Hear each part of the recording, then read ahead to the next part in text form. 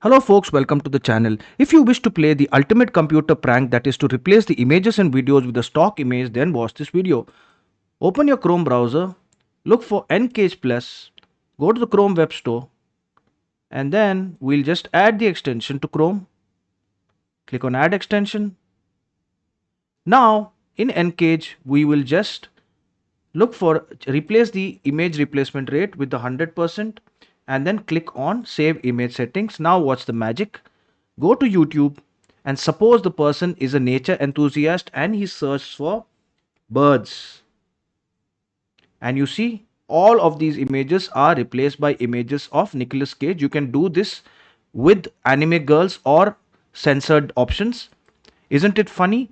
Let's go to extensions now, manage extensions, and then we can switch it off to bring it back to normal or remove it once your friend or acquaintance is sufficiently annoyed. If you enjoyed this video, then kindly subscribe to the channel. Enjoy your day.